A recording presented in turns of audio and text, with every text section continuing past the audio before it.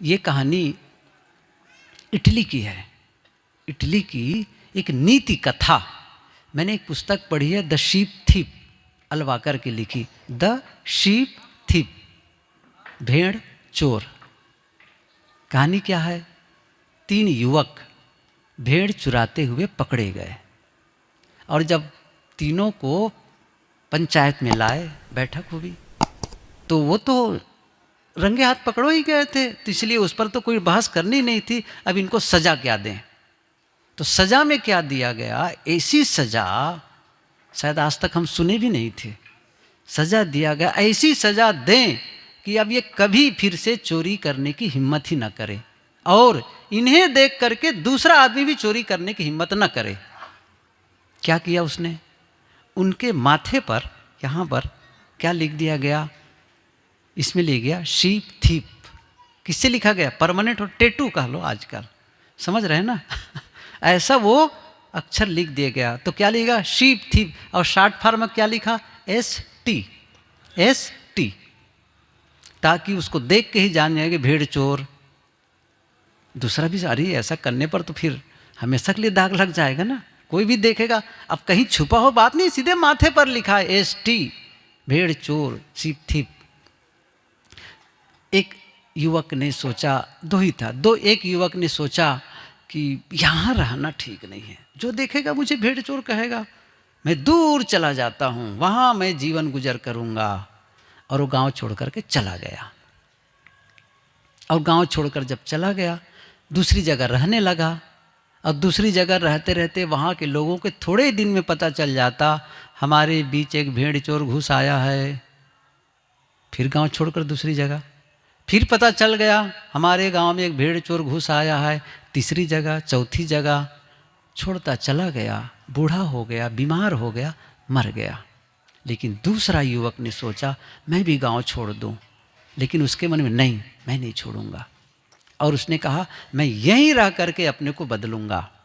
जिसके घर से भेड़ चुराया उसी के घर नौकरी कर ली और पैसा कमाता गया, बचाता गया, भेड़ का पैसा अदा कर दिया और कमाता गया, बचाता गया, और एक छोटी सी ज़मीन ले ली। और फिर थोड़े दिन के बाद में खुद भेड़ रखने लग गया। और ऐसा करते करते उसने नौकरी छोड़ दी, भेड़ों की संख्या बढ़ने लग गई, खुद कर्मचारी रखने लग गए और भेड़ों की संख्या बढ़ती चली गई। अब क्या हुआ? उसके जो बाल होते थे ऊन उसको काटते थे, बेचते थे, और जो पैसा आता था वो गांव के विकास में लगाता था। सड़क अच्छी बनवाना, कोई धर्मशाला में सहयोग करना, मंदिर को ठीक ठाक करा देना, कहीं प्याऊ बना देना, कहीं कुछ कर देना, ये बस किसी गरीब को कुछ कर देना, सहयोग कर देना, ये उसका धंधा हो गया, काम ही हो गया। और भेड़ों की संख्या बढ़ती चली गई, इतनी बढ़ने लगी कि जब भेड़ पहाड़ी पर जब चरने जाते तो ऐसा लगता जैसे कोई बर्फ का कोई पर्वत हो, एकदम सफ़ेद सफ़ेद।